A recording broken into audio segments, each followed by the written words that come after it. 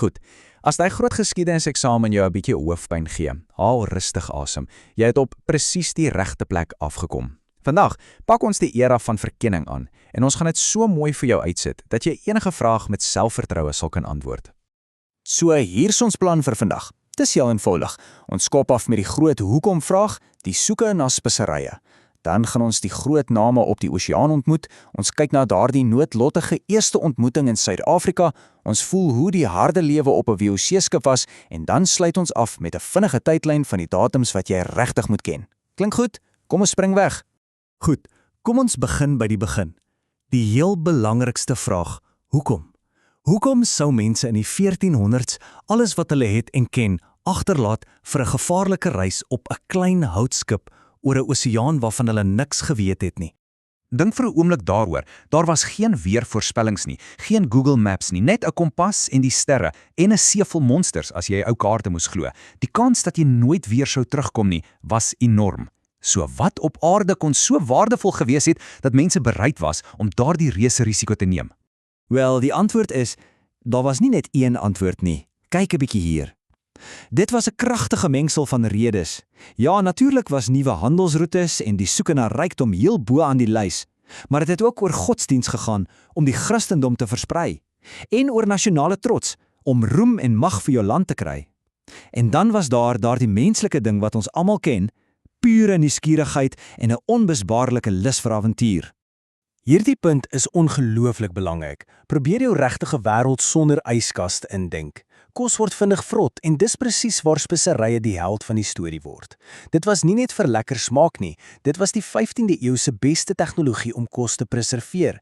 Peper, naaltjies, nootmuskaat, dit was die enigste manier om vleis eetbaar te hou en kom ons wees eerlik, die smaak weg te steek as dit al 'n bietjie sleg begin raak het. So speserye was nie 'n lukse nie, dit was 'n noodsaaklikheid. Hulle was letterlik hulle gewig in goud werd.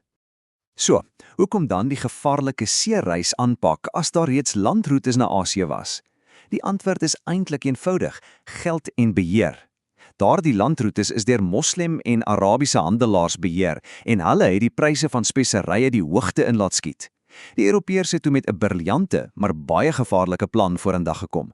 Kry 'n seeroete, sny die middelman uit en gaan haal self die speserye direk by die bron. Dit was 'n resep vir ondinkbare rykdom. En dit bring ons by die manne wat hierdie droom 'n werklikheid moes maak.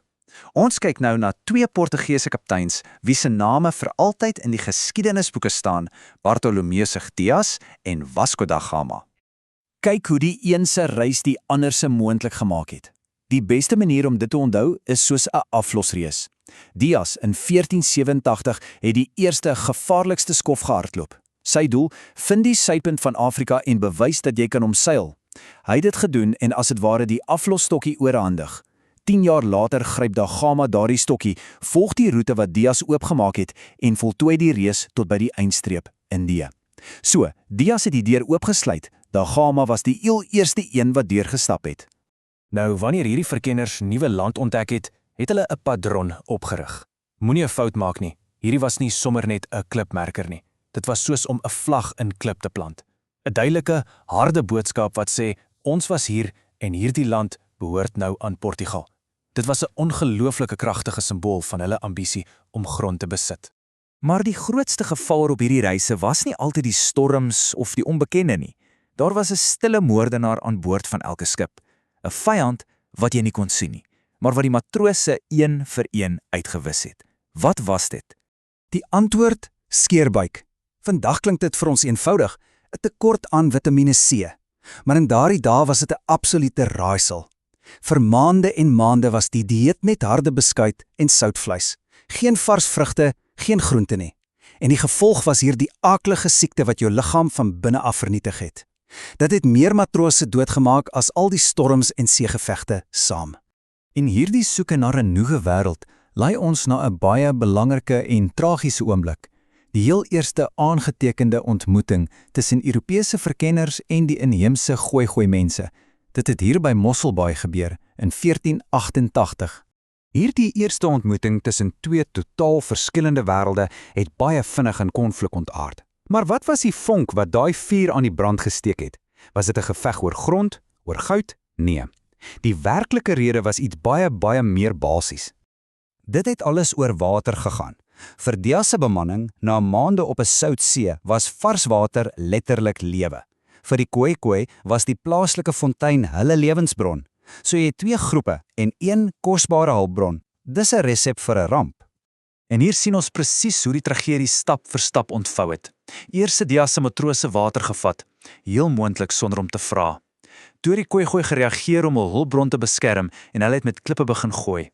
En dan die laaste dodelike stap. Diaz het sy kruisboog opgelig en een van die veewagters doodgeskiet. In daardie enkele oomblik is nie net 'n lewe geneem nie, maar 'n patroon van konflik is begin wat vir eeue sou voortduur. Goed, nadat die seeroetes oopgemaak is, het die era van handel in alle erns begin. Ons skuif nou ons fokus van die verkenners na die sakemanne, spesifiek na die magtige maatskappy wat die speseryhandel sou oorneem en vir altyd sou verander, die VOC.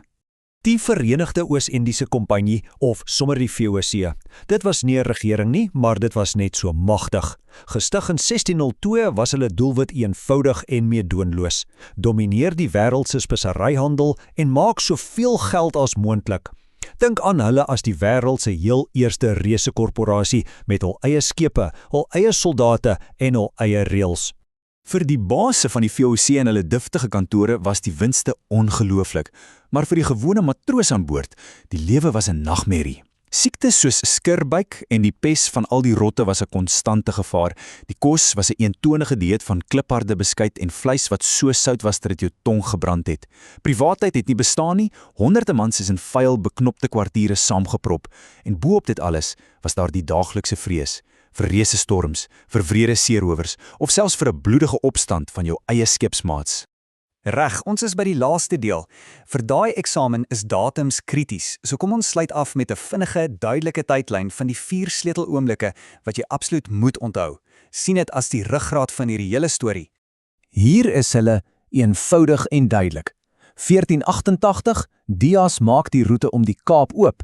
Dan 1497 tot 98, Da Gama voltooi die missie en bereik Indië. En dan die groot skuif na besigheid en handel in 1622 toe die magtige VOC gestig is. As jy hierdie 4 datums ken, verstaan jy die hele vloei van die era van verkenning. En ons sluit af met een laaste groot vraag vir jou om oor na te dink. Hierdie reise het nie net nuwe roetes op 'n kaart geteken nie, dit het die koers van die menslike geskiedenis vir altyd verander.